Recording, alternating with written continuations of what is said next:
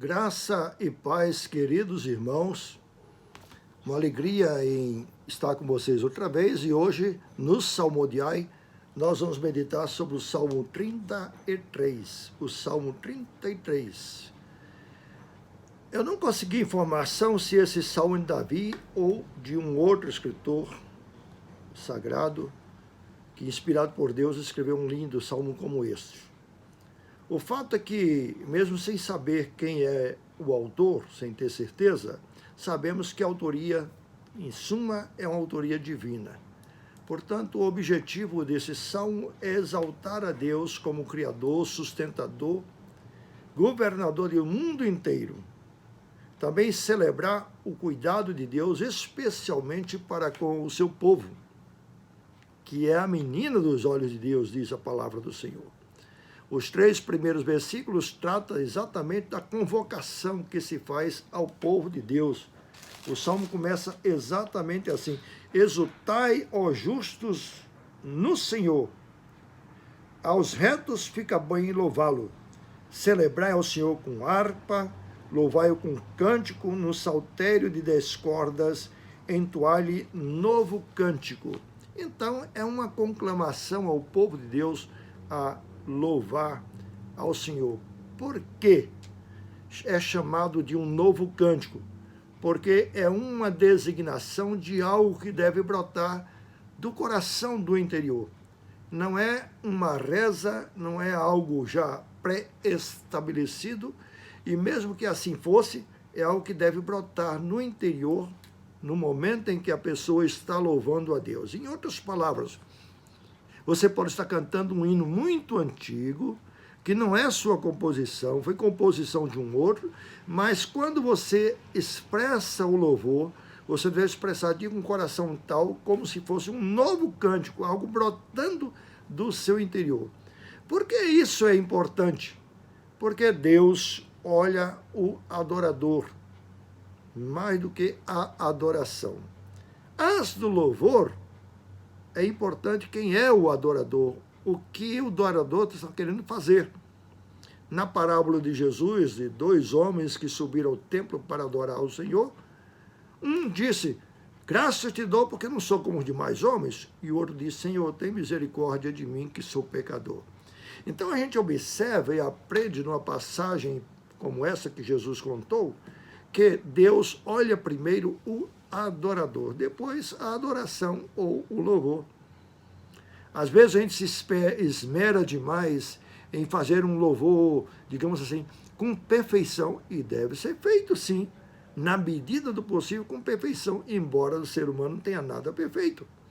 Mas deve fazer um esforço para a melhor maneira possível, não é?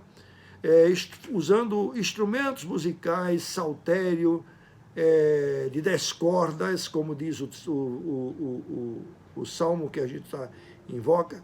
Você pode ler o salmo, é a designação, contanto que seja um novo cântico, algo que brote realmente do interior, como se fosse absolutamente inusitado e novo. Essa é a designação. É a mesma coisa da oferta. Muitas pessoas querem impressionar Deus com o tamanho de sua oferta, mas Deus não impressiona com a oferta. Deus primeiro vê o ofertante, depois a oferta. Primeiro o adorador, depois a adoração. Veja então como os critérios de Deus, conforme revela as Sagradas Escrituras, são diferentes dos critérios normalmente humanos. Porque a gente olha muito a aparência, a forma como o design está à nossa vista. Não, Deus não é bem assim. Como o profeta que foi à casa de Jessé para escolher o rei, o homem vê a aparência, Deus, no entanto, o coração.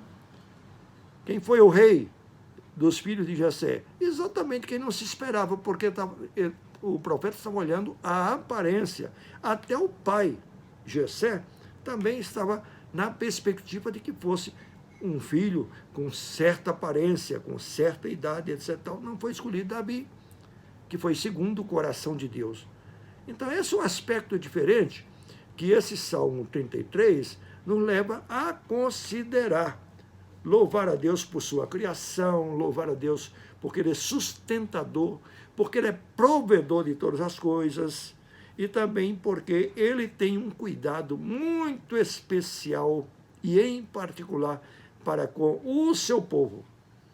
Então, no versículo 4 ao 19, o Salmo expressa algumas, ou enumera, elenca algumas razões porque Deus deve ser assim adorado. Em primeiro lugar, porque as palavras de Deus é reta, não é? A palavra do Senhor é reta. Foi a palavra, e com a palavra, que Deus criou todas as coisas.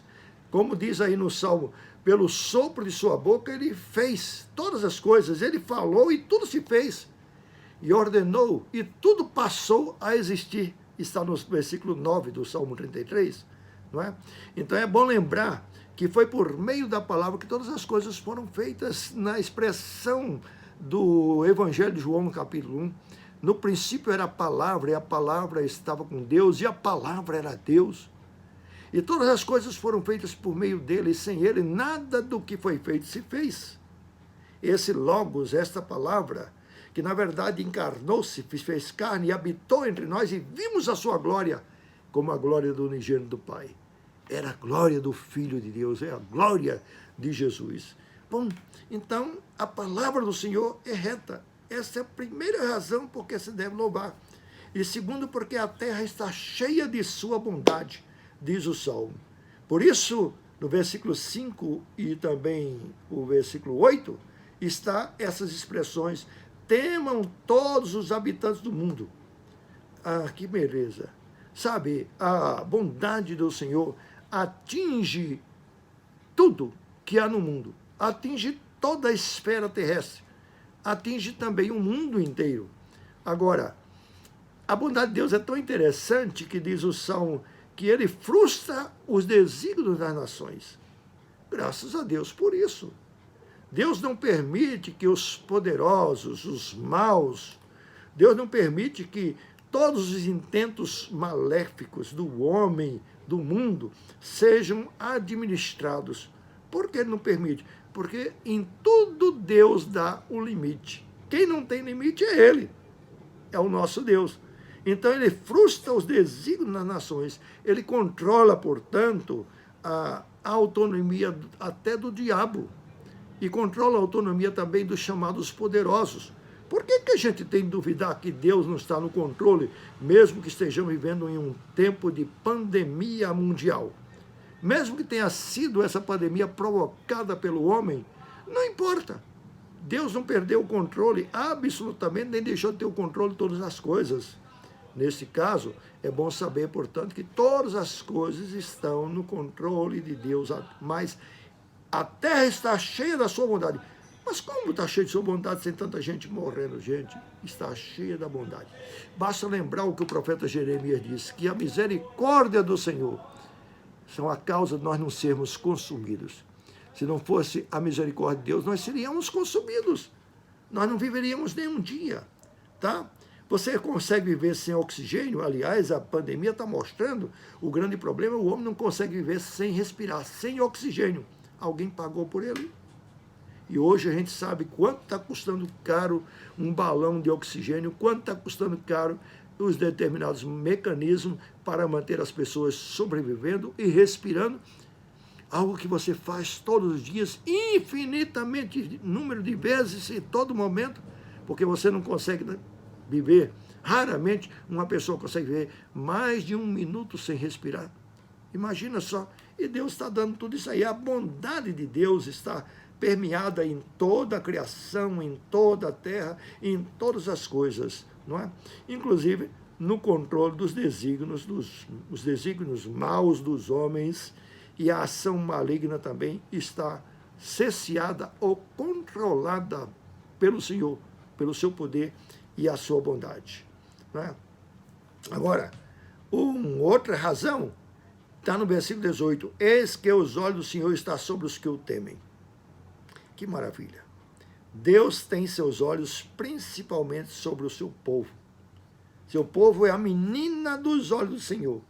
Eis uma promessa maravilhosa que, para quem está fadado a pensar que Deus o abandonou, que Deus está ausente, que Deus está muito distante, que Deus não está olhando, que Deus não está sendo sensível, que Deus não está nem aí. Que é isso? Não é? Deus não se encontra ausente. Ele é um Deus, evidentemente, transcendente, mas ele é um Deus também imanente. Portanto, os seus olhos estão sobre os que o temem, para acolhê-lo na aflição, para acolhê-lo na angústia, em qualquer momento. E diz o versículo 19, também para livrar, e especialmente para livrar a sua alma da morte. Perceba, a alma da morte. Este é um anúncio sobre a salvação gratuita de Deus, sabe? Porque é verdade, a salvação é a graça de Deus, a salvação não é produto humano, não é o merecimento humano, não é o esforço humano, tá? Deus oferece. Por que ele oferece? Porque quem pode oferecer o menor, oferece o maior. Se ele oferece todas as coisas a todos os homens, ele pode também dar o maior, que é tão grande salvação. Por isso o apóstolo Paulo certa vez disse, como escaparemos nós se olvidarmos ou se negligenciarmos tão grande salvação? Essa salvação realmente é muito grande. Custou o sacrifício, o preço do sangue do seu Filho Jesus Cristo. A justiça de Cristo. Que coisa maravilhosa. Então, os olhos do Senhor estão sobre os que o temem. Essa é uma declaração que deve mostrar para a gente que a salvação é eterna e que a gente pode confiar e descansar e esperar nossa alma no Senhor e também se alegrar no coração nele, expressando o louvor com alegria. Sim, alegrai-vos no Senhor. Outra vez digo, alegrai-vos, disse o apóstolo Paulo para a igreja de Filipos, que era uma igreja inclusive muito sofrida, mas estava aí a necessidade de estar alegre diante do Senhor. Finalmente, vou fazer aqui uma conclusão que está no versículo 12, quando diz, feliz a nação cujo Deus é o Senhor e o povo em que ele escolheu para a sua herança. Realmente, olha, feliz é a nação cujo Deus é o Senhor. Nós temos visto isso no Brasil, pela graça de Deus, muitos brasileiros finalmente estão se rendendo e reconhecendo que, sabe, Deus é o Senhor da nossa nação. Deus nos livre de termos um outro Senhor. Eu sei que isso não é a realidade de todo brasileiro de per si, mas é a realidade já de um bom número de brasileiros que confiam realmente e professam realmente o Senhor. Agora, esse versículo 12, que diz que feliz é a nação cujo Deus é o Senhor, ele tem continuidade quando diz assim, e o povo que ele escolheu para a sua herança. Veja então a palavra de Deus dizendo assim, o povo que Deus escolheu. Não é o povo que escolheu Deus, é o povo que Deus escolheu sua herança. Aí está a base maior da nossa segurança, porque é escolhido por Deus. Como disse Jesus, não foste vós que me escolheste, pelo contrário, eu que escolhi a vós outros. E isso realmente é garantia de que o trabalho é bem feito, de que a obra é perfeita, de que a obra é consumada, do início, no meio e no fim, em Deus, como autor da nossa salvação. Então, queridos, a gente deve diminuir essa perplexidade de maldades e de pandemia, de tantas outras coisas que nos causam medo, para a gente confiar mais no Senhor e louvá-lo como ele realmente merece. É a lição desse Salmo 33.